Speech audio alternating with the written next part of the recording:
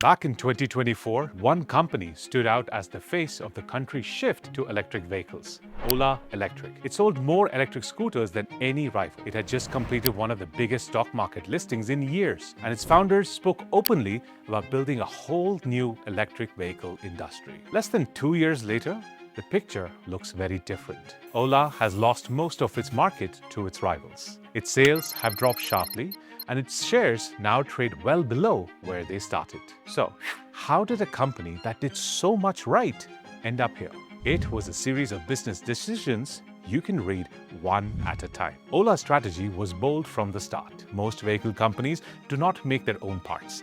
They design the product and then buy the batteries, the motors, and the electronics from outside suppliers. OLA chose a much harder path. It decided to build those parts itself in its own factory. It even set out to make its own battery cells, which are the single most expensive part of an electric vehicle. This approach has a name. It is called vertical integration, and it simply means doing more of the work yourself instead of buying it from others. When you make your own parts, you depend less on suppliers. You can move faster, and over time, you can bring your costs below what rivals can match. And for a while, it worked. OLA became the clear leader in electric two-wheelers. At its peak, close to 2 out of every 5 electric scooters sold in the country were OLA's. Then, in August 2024, it raised more than 6,000 crore rupees on the stock market. It was the biggest listing the country had seen in 2 years, and the first ever by a pure electric vehicle company. On its first day of trading, the shares rose about 20%.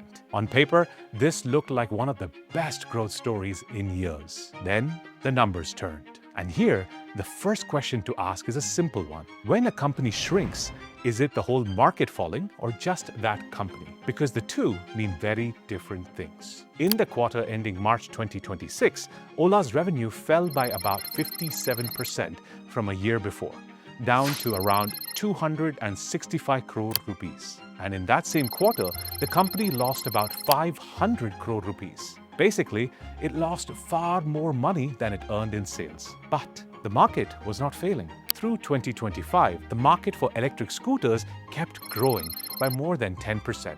The customers had not disappeared. They had moved to rivals like TVS, Bajaj, and Ather.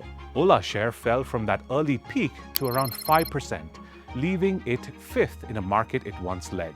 So OLA was shrinking inside a market that was still growing, which means the problem was OLA itself. So why was a company selling this many scooters still losing so much money? This is the question an MBA never skips. Does each sale actually make money? This comes down to the difference between market share and unit economics. Market share is how much of the market you serve. Unit economics is whether serving it earns you money, and you can buy market share. To grow fast, OLA kept its prices low and spent heavily to win buyers. But that growth was not paying for itself. At the worst of it, OLA burned through more than 2,000 crore rupees of cash in a single year and borrowed to cover the gap. And that is survivable, but only for as long as the money holds out. And this is where its biggest bet turned against it. Remember, OLA had chosen to build its own parts in its own factories. Those costs are fixed. They do not shrink when sales fall. The factories, the machines, and the people still have to be paid for, whether the scooters sell or not. The moment demand dropped, the strength OLA built for itself became a heavy cost. The strategy could have worked, but only as long as sales stayed strong and costs stayed under control. But not every problem shows up in the numbers. As OLA grew quickly, its service and after-sales support could not keep up. The company's own leaders later admitted that these service problems hurt customer trust and made buyers hesitate. And trust is a tricky thing. It takes a long time and a lot of money to build, but it can fade in just a few months. For a young brand asking people to spend a large amount on an unfamiliar product, losing that trust costs far more than one bad quarter. So OLA had two problems at once.